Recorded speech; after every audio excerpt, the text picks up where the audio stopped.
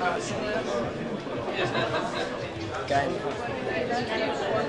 I'd like you to give a big GFF welcome for our director this evening, Mr. Daniel Connery.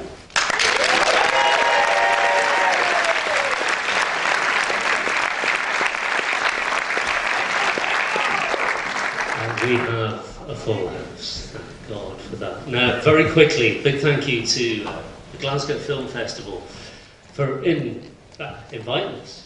Thank you for you guys for turning out. And most importantly, I think what you're about to see, one would hope, is a story of Glasgow, by Glasgow, for Glasgow. So I hope I don't let you down.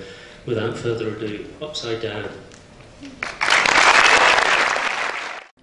A number of things on a number of levels.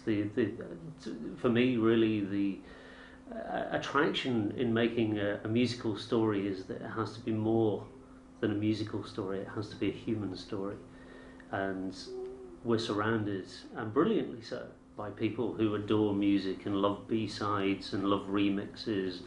That wasn't my thing at all. I was completely fascinated by the human dynamic, by this complete and utter collection of unique dysfunctional men all in the one place at the one time, and that became very attractive as a storyteller. So that's what got the ball rolling. I hate narrators, I hate presenters, and so I suddenly found people with voices who could tell their own stories. So the way that the film is cut is by the key protagonists telling their own story. So it's the kind of film I would like to think that I could show my parents or my children, and also the most dedicated creation aficionado. I used to work for a sustained period of time with a variety of media organisations. I worked on the Channel 4 programme called The White Room. We were the first people to give Oasis TV. I was the producer of the evening session on Radio 1, and so we were very much at the sort of figure, with the figureheads really of, you know, what would be the mid-90s and what would be Britpop. So I got to know Alan and the Creation Gang as was at that stage, and so many moons later we bumped into each other and I suggested it and Alan said no, that the time wasn't right, and you know, it was random. It was because I just bumped into it. But then that got the idea going in my own head. So then I approached him again, perhaps a year later, and he said yes.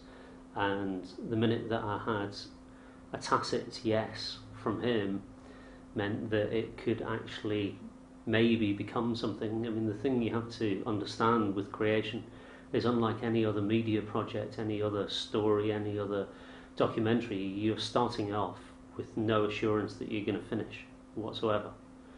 You know, there was no undertaking that Oasis would get involved, Primal Scream, Jesus and Mary Chain, all the others. They're a very angular bunch. So it was a labour of complete and utter bewilderment. But you've got to take these risks at times, and I thought I'd never forgive myself if I didn't run with it. And so what would usually take me a year took me 4 years. Have you and Alan McGee ever worked on anything previously, or is this your first?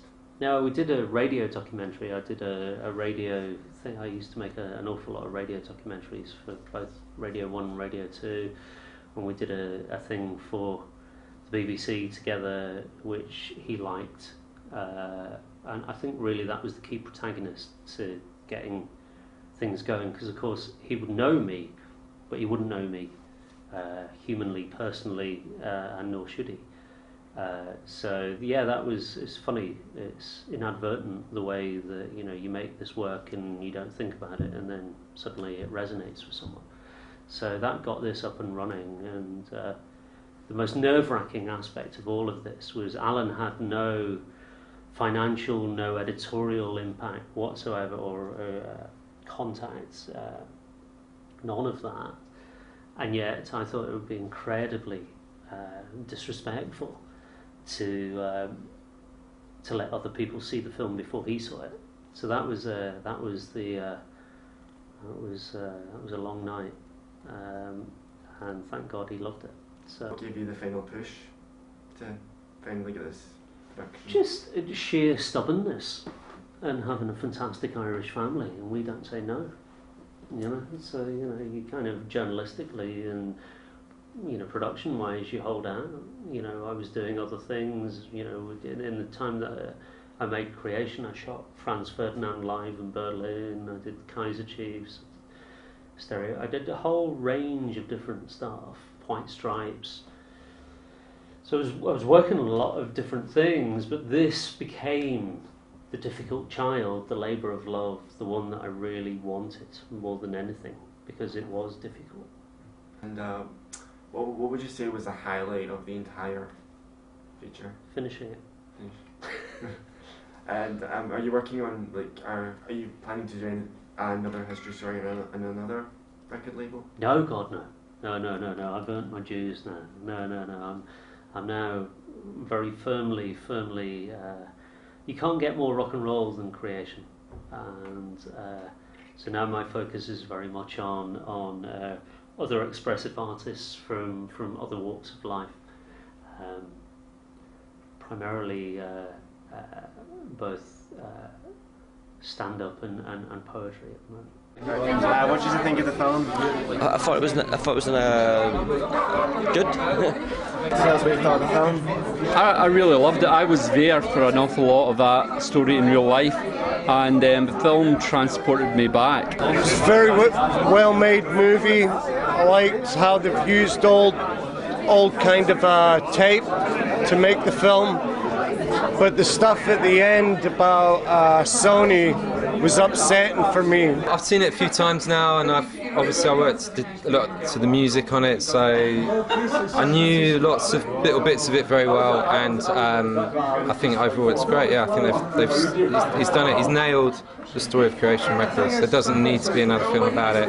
It's done. Yeah, he did a good job. Are you very pleased with the film? Yeah, it's great. Danny O'Connor's done his proud. Yeah, it's fantastic. It's fantastic. Really enjoyed it. It's fantastic. It's great.